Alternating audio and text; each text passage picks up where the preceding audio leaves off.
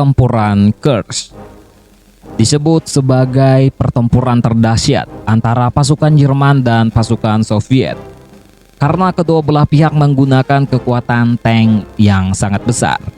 Pertempuran ini sendiri terjadi di dekat kota Kursk yang merupakan garis pertahanan Soviet. Pertempuran terjadi pada 4 Juli 1943 dan berlangsung hampir 1 bulan lamanya.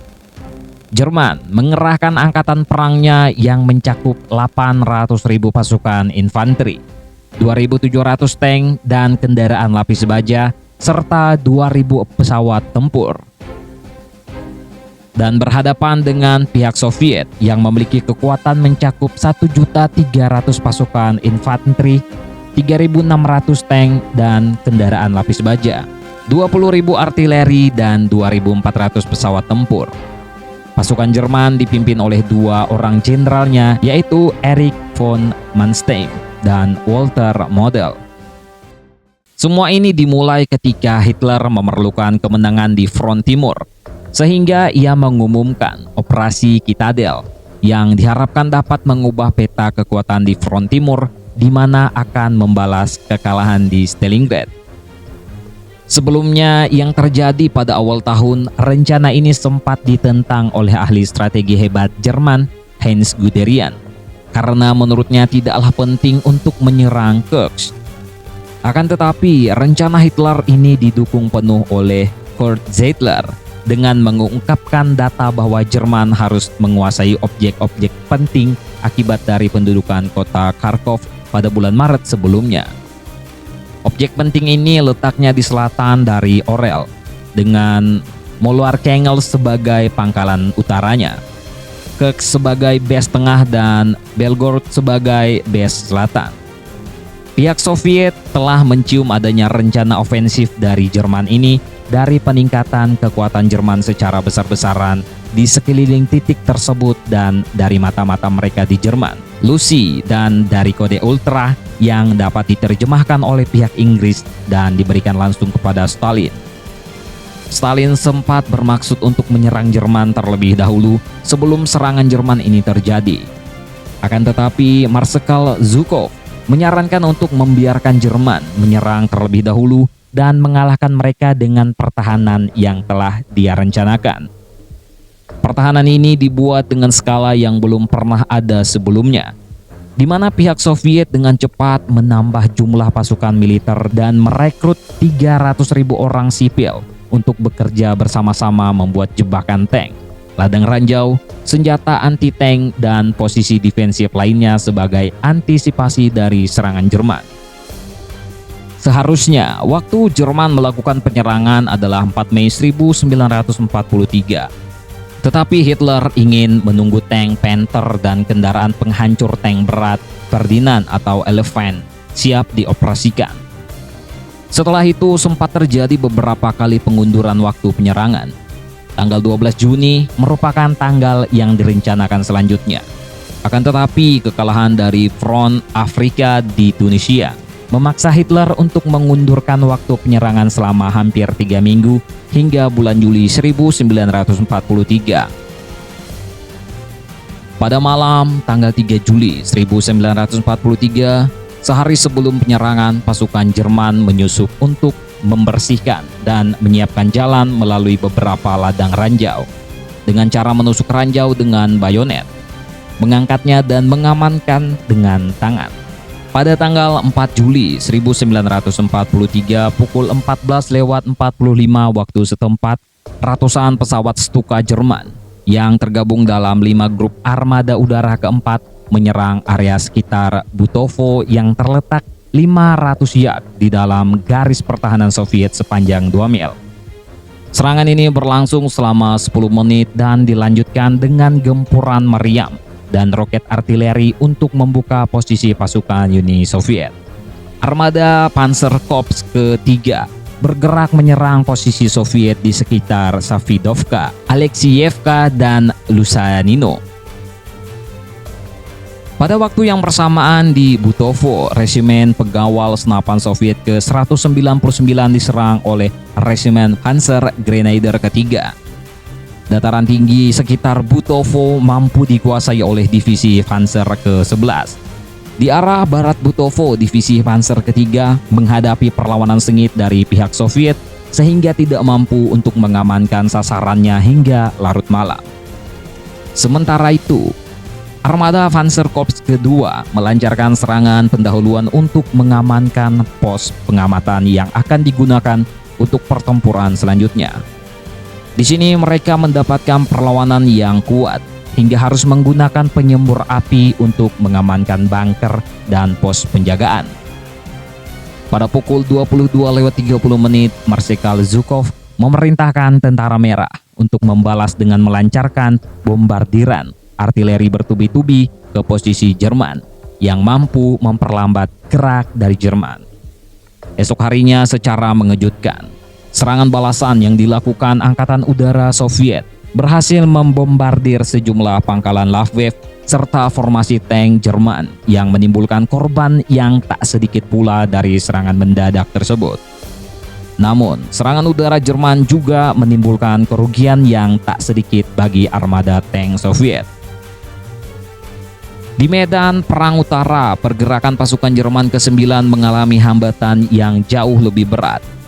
Ratusan ribu ranjau yang ditanam tentara merah berhasil menciptakan kesulitan besar bagi pasukan Marsikal Walter Model.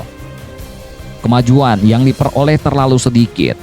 Perlu ahli dan teknisi ranjau serta kendaraan anti ranjau untuk mengatasi rintangan itu. Sialnya, Model tak memiliki teknisi dan armada yang cukup. Apalagi jumlah tank yang dimiliki Model lebih sedikit dibanding armada tank yang dikerahkan untuk menggempur kawasan selatan Kursk. Selain itu, moral dan mental pasukan Model juga tak setangguh pasukan von Manstein. Akibatnya, daya gempur pasukan Model cepat melemah. Namun di medan perang selatan, tentara Panzer ke-4 dan grup tentara camp pimpinan von Manstein yang dipersenjatai lebih lengkap, termasuk 102 Tiger 1 dan 200 Panther, mampu bergerak dengan lebih mulus, meskipun menghadapi posisi pertahanan yang kuat dan ladang ranjau. Tercatat pasukan von Manstein mampu menembus pertahanan Soviet sejauh 25 km pada 2 hari pertama serangan. Namun kinerja tank Panther tergolong mengecewakan ketika bergerak menuju titik berkumpul. 45 dari 200 tank mengalami kerusakan mekanis dan harus diperbaiki. Ketika serangan dimulai, banyak tank Panther yang tersisa terkena ranjau dan tidak dapat bergerak. 200 tank Panther dari Korps Tank ke-48 lebih banyak menghabiskan waktu di depot untuk perbaikan daripada melawan musuh. Pada tanggal 11 Juli, grup tentara camp mampu menembus ke pertahanan dalam Soviet.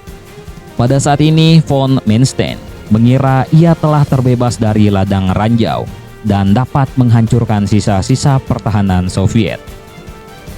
Esok harinya, pasukan Jerman yang dimana termasuk unit-unit Waffen SS seperti divisi SS ke-1, divisi Panzer SS ke-2, Das Reich dan sebagainya mulai bergerak menuju Prokhorovka. Tetapi serangan balik tentara merah yang dilancarkan dari kawasan tersebut justru berhasil menahan pasukan Jerman, bahkan mengakibatkan tentara Panzer ke-4 ditarik mundur. Pertempuran antara tentara Soviet dan Jerman diwarnai dengan duel tank dari jarak dekat dan serangan udara intensif, sehingga kerugian yang dialami oleh kedua belah pihak sama besarnya. Jerman sendiri kehilangan 300 Panzer 3 dan 4. Setengah lusin tank Tiger dan 50 tank lainnya rusak parah. Namun bedanya, kendati jumlah total kerugian yang dialami Soviet lebih besar, dengan cepat tentara merah sanggup mengganti armada tanknya, sedangkan Jerman tidak. Soal keunggulan tempur tank Soviet, terutama T-34, kadang-kadang lebih unggul daripada tank-tank Jerman. Keunggulannya terletak pada kecepatan, lapisan baja, dan desain bodi tank, serta mobilitas yang sangat baik. Namun kali ini T-34 dibuat tak berkutik menghadapi tank Tiger yang dengan meriam 88 mm-nya mampu menghajar T-34 dari berbagai sudut dan jarak berapapun. Maka untuk menghancurkan tank Tiger, awak T-34 memakai taktik menyerang hand to hand, yaitu dengan mendekat bersama-sama lalu menembakinya dari jarak dekat dengan dukungan dari meriam anti-tank dan artileri.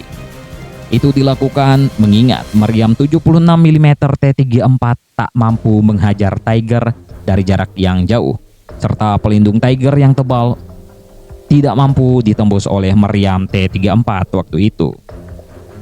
Jerman pun akhirnya berhasil dipukul mundur, atau dengan kata lain mengkhianati doktrin tempur Jerman yang pantang mundur. Manstein dan Model memilih mundur mengingat mereka masih dibutuhkan untuk mempertahankan tanah Jerman sendiri.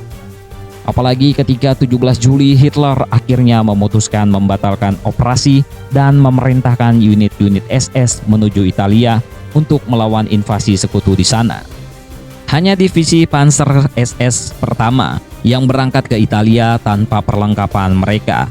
Unit-unit lainnya bertahan di front timur untuk bertahan dari serangan Soviet yang setelah berhasil menahan pasukan Jerman, memutuskan melakukan serangan balik gencar yang akhirnya berhasil merebut beberapa wilayah Soviet bagian barat yang diduduki Jerman, termasuk kota Kharkov, RSS Ukraina. Kendati pasukan Jerman berhasil dipukul mundur dari Kursk, kekuatan keduanya sebenarnya masih sebanding. Tapi mengingat Jerman tidak lagi memiliki tentara baru yang lebih segar, sedangkan tentara merah dan persenjataannya justru makin melimpah ruah, inisiatif pertempuran langsung berpindah ke Soviet. Akibat serbuan yang gagal itu, kekuatan Jerman terus merosot. Selama bertempur untuk menguasai Kursk, setiap divisi yang dikerahkan Jerman kehilangan antara 2.000 hingga 3.500 prajurit dan perwira terlatih. Sedangkan jumlah total tank dan panser yang hancur mencapai 500-an buah. Operasi Citadel merupakan pertaruhan Jerman di front timur yang sangat menelan biaya dan memiliki kemungkinan sukses yang sangat kecil. Setelah operasi ini, Jerman terbukti tidak mampu untuk mengembalikan dan membalas kekalahan mereka. Total korban di pihak Jerman mencapai 200.000 orang meninggal dan terluka. Sedangkan di pihak Soviet tercatat 182.000 orang meninggal dan 424 orang terluka. Kedua belah pihak sama-sama kehilangan lebih dari 50% kekuatan tank mereka, di mana Jerman kehilangan 500 tank dan 200 pesawat tempur. Sedangkan Soviet kehilangan 1.500 tank serta 1.000 pesawat tempur. Inisiatif penyerangan pun berpindah ke tangan Soviet hingga akhir perang.